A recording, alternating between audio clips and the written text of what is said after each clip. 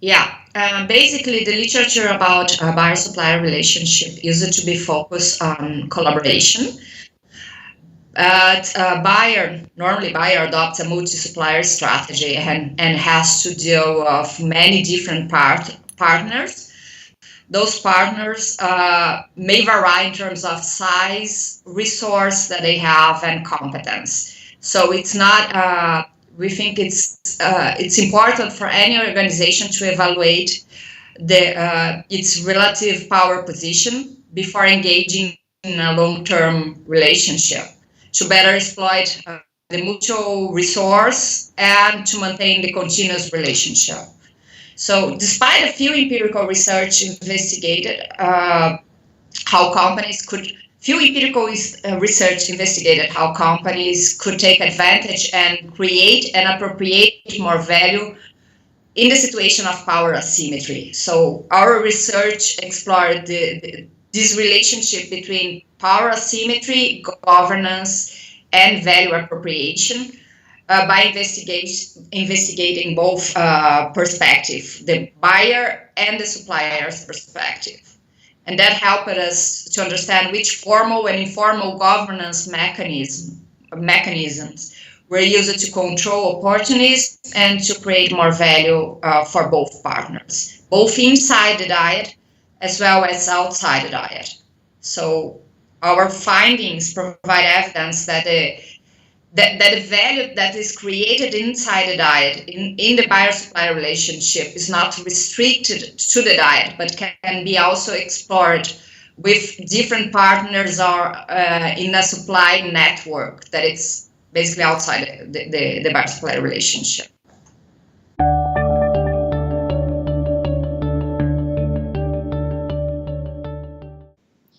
Yeah. We use qualitative data from case studies to capture the nuance of collaborative relationships between buyers and suppliers. We selected two industrial sectors, personal care and cosmetics, and food and beverage, because they are well-established industries and because they have well-established suppliers.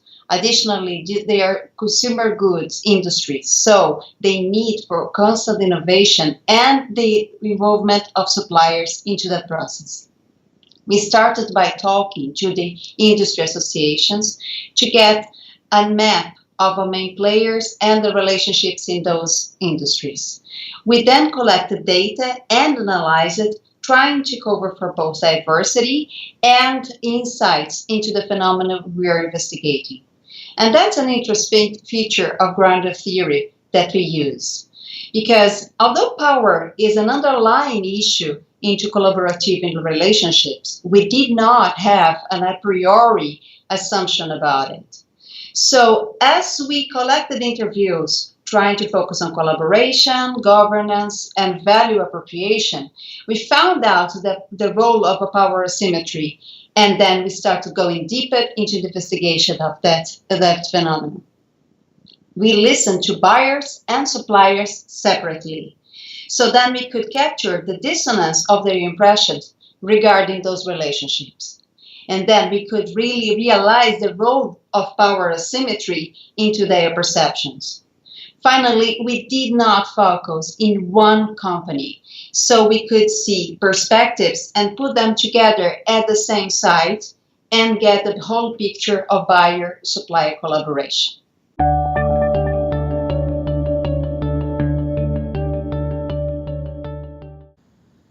Yeah, in fact, we should think about power asymmetry in buyer-supplier relationship in two different ways. If a more powerful company decides to fully exercise power with in a relationship with a weaker partner, it may appropriate more value in the short term, but that doesn't guarantee the continuity of the relationship. In the long term, the weaker partner may search for more attractive alternatives and leave or decide to quit the relationship. So that's a negative influence of the power asymmetry.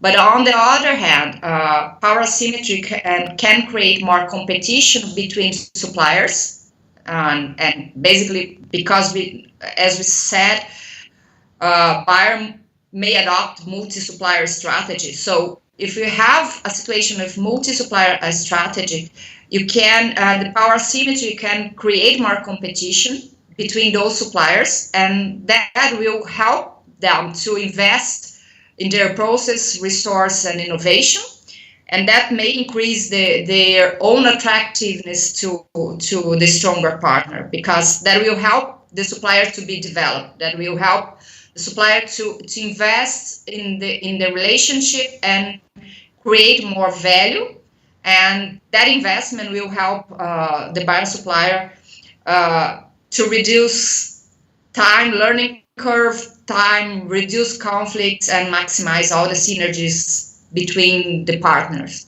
So that's because of due to this competition, the supplier would be developed, or the weaker partner would be developed, and that will help to create more value and then to foster the relationship in the long term.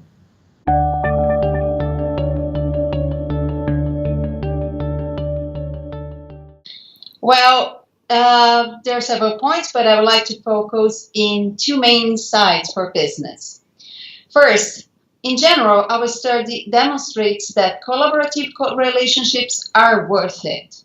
However, firms are not always satisfied with the terms and the results of those relationships. We noticed that the power asymmetry was helping the steadiness of the relationships. However, it did not help into the adjustments of the terms and the value distribution and perception of fairness. So, if power sustains a relationship, the change in power will challenge the partnership's continuation. And that's one of the learnings of our results. So, power prevents the dialogue and the capacity of adjustments of those relationships, and that threats that puts at risk into the governance of the future relations. Also, I would like to highlight here what I call a missed opportunity. That opportunity regards the results of a trustworthy relationship instead of having the results of a relationship based on power. The fear of not collaborating did not put a cap into the process of partnership. But necessarily, firms were always afraid of investing more, of putting more resources into something that if they not trust the other side. So we highlight the opportunity for firms who are always used to a powerful position to go in a more grounded relationship and try a relationship with less control and less power. They may find it rewarding.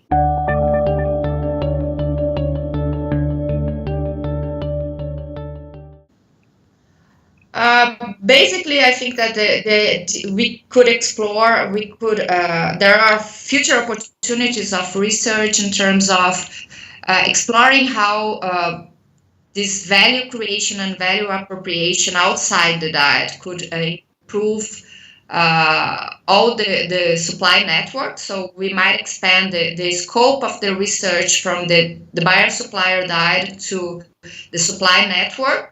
That means that a supplier may participate in different supply chains, and that will increase their attractiveness outside the diet, and that in the case of the supply network. So we might explore how this value creation in the buyer supplier in a specific buyer supplier relationship can be expanded to different relationships of that weaker partner, so that to see if it continues to exploit the power asymmetry in other relationships, and how this value creation and it's distributed among all the partners in a supply network.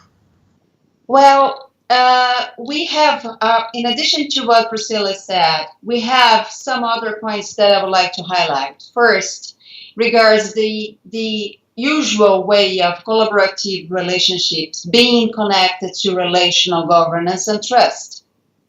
We have found out that it's not always the case, and that collaborative relationships encompasses a large spectrum of governance and it creates value, but there are several perspectives of appropriation and performance.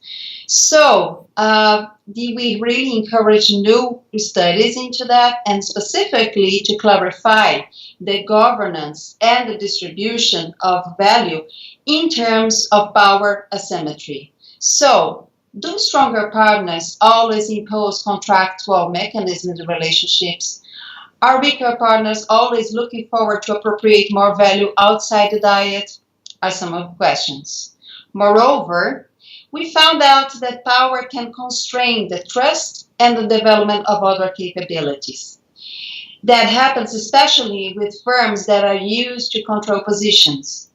In that sense, would the relationship among SMEs be more prone to the development of capabilities of trust and collaboration? What are the burdens of power? Are some questions that we leave here for future studies.